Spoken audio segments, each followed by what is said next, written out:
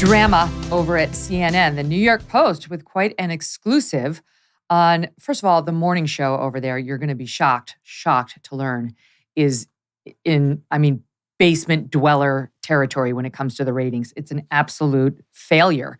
CNN this morning, this is from earlier reporting, suffered its lowest week. I think this is as of through January 22nd. Its lowest week since launch, which was only 3 months ago.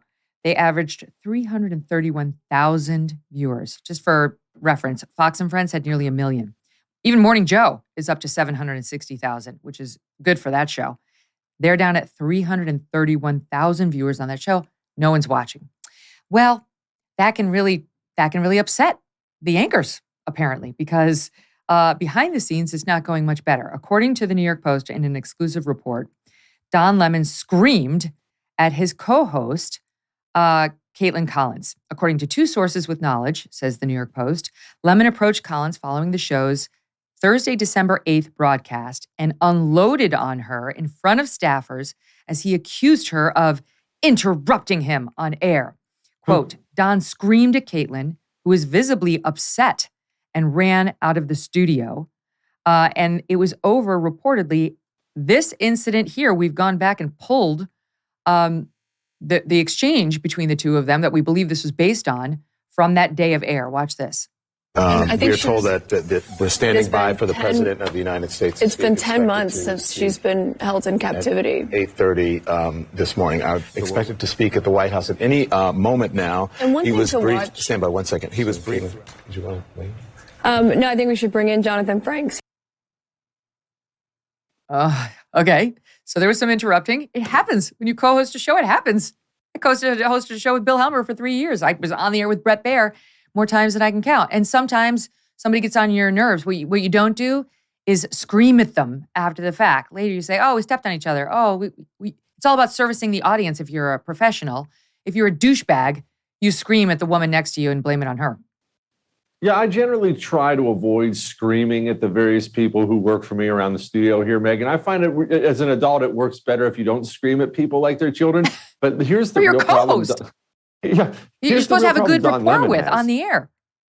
Don Lemon doesn't have the talents to continue to bring baggage. The rule number one of employment always is make sure your talent outweighs your baggage, because we all have baggage, right? Everyone has something. But Don Lemon is not an interesting person. People forget when Don Lemon had his own nighttime show on CNN, it sucked. And it sucked so bad for so long, they eventually brought in Cuomo, who was doing the show beforehand, to do Don Lemon's A Block. Now, let me explain this to people. When you do TV, A Block is the opening of your show. It goes A, B, C, D, and you can do the math from there. A Block is also the most important block because it is the most watched block on your show. So Don Lemon sucked so bad that he was unable to carry the A Block, the most important block of his own show. They had to keep the previous host there to carry the A Block with him. Then he gets kicked down to morning time.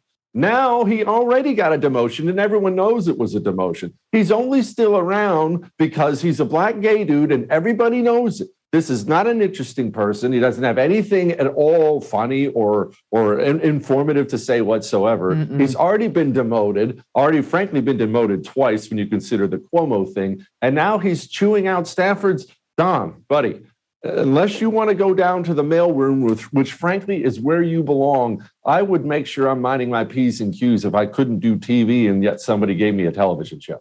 It's so true. He better be careful because honestly, that show's on its last legs before it even got on its first legs.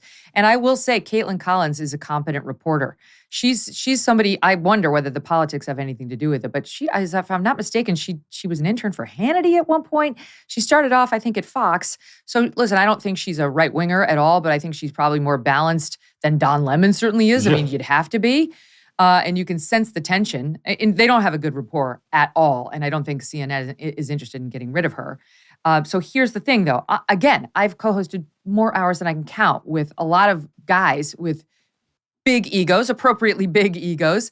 And never have I screamed at a colleague after like a co-host or had him scream at me. We've had charged disagreements. Had a charged disagreement with Chris Wallace one time. We're never screaming at each other, and you pick it up right after. If somebody ever screamed at me to the point where I was visibly upset and ran out of the studio, I would have that person fired. I would make sure that person was fired. And I'll tell you something. If that is true, the New York Post's report, Jesse, then I will say that's not the first time he's done it. I will go out on a limb right now and tell you that's not the first time. There will be another woman, if the New York Post digs, who he's co-anchored with, I guarantee you, who's going to come out and say, me too. Because if you behave like that toward a colleague with whom you share the air and you share the show, this will not be the first time. So I do wonder. Oh, 1,000%. You just nailed it. If you are the type of person who views that as being an option to treat a coworker in that way, like that, you just think that that's something that you can do, then you've done it before and you've gotten away with it before. And this is the problem. CNN has let him get away with it before because there are going to be more. I guarantee there'll be more. And CNN will have to start admitting, well, we did have this person file a report a couple years ago. We just chose not to do anything. It'll all come rolling out now that they've been. Again, I don't understand why they've been coddling this guy. There are plenty of people out there, there's so much talent out there, television-wise, from local to otherwise. Why are you hanging on to Don Lemon? He sucks. Yes. And honestly, there's a lot of great people who are Black and great people who are gay. Like you don't, because Don Lemon did say, I'm Black and I'm gay, as Jeff Zucker was on his way out. I mean, he actually reminded us of that on the air to keep his job. So even if they're trying to check an identity box, you can do it with some very talented people, not named Don Lemon. But that's an interesting question you just raised because it could potentially have been documented. HR could potentially have a record. I wonder whether this went to HR. If his name were Tucker Carlson, they'd be digging through those files right now, right? Like, does CNN have any desire to do that? Will there be follow-up? Is he that untouchable that whatever he does is no problem? Here's what CNN is saying. Doesn't certainly sound like they're getting ready to look into his history or ask any more questions. They say to Mediaite, which posted the story and asked for a follow-up, the Post's account is wildly overblown and 2 months old. Well, that's a deflection. We know it's 2 months old. The original report by the Post said it happened December 8th. Don, Kaitlan, and Poppy, that's the third co-host, were friends before they were co-anchors, and they remain friends today. Again, that's a dodge. What does that mean? Did he do it or didn't he? Did he scream at her to the point where she ran down the hall visibly upset, or didn't she, in front of staffers?